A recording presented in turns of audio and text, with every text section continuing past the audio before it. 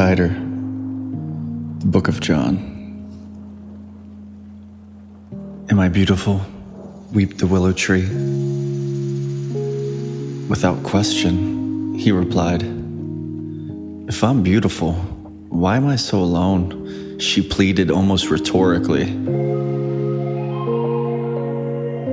Beautiful, wretched, to be alive is to be alone. He started, but suddenly, stirringly, he was recalled to reality. John sat idle at his workspace for a few moments longer, ruminating in the mystery of his maladaptive daydreams. For what purpose did they serve? Was it a symptom of a diseased subconscious, or something more? Attention! Shouted the mechanical box on the Masonic wall behind his chair. Report to your health officer immediately for your midshift temperature screenings and autoimmune injections. It's really become unbearable, he thought. The game of life is a gamble, a losing bet where the house always wins. Those brave ones that roll loose with luck always cash out quickest.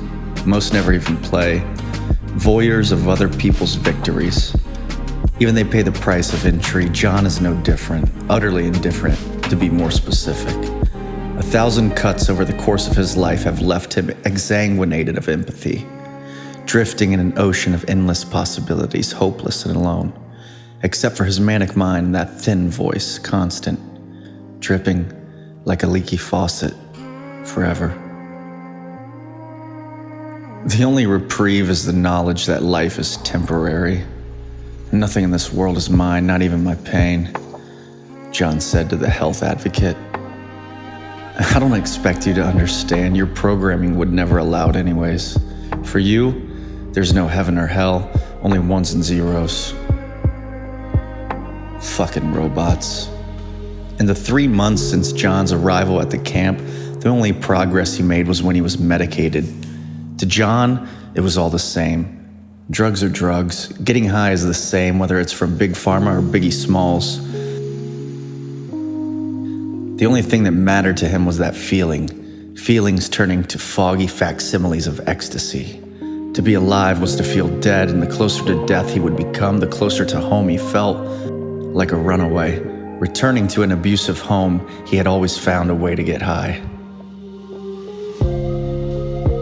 Most people think an addict is trying to escape reality, when in fact, the majority are trying to find reality. The fabric fashioned of frequencies is limitless. In comparison, the spectrum humanity can interpret and experience is microscopic, a dot within a dot. Compared to the unimaginable potential of space, how could one feel like anything other than a dot, on a dot, within a dot?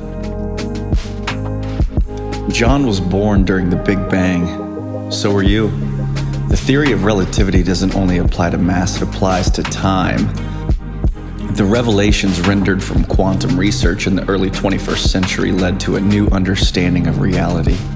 For Schrodinger's cat, there was no perverse paradox, only a man playing God in a goddamn box. While the physicists and scientists of the time were scribbling solutions fervently on chalkboards, those like John were observing quantum subspace for themselves. Explorers, mapping a strange and uncharted territory. Intellectual technologists are lovers of life. Men like John are dying to live,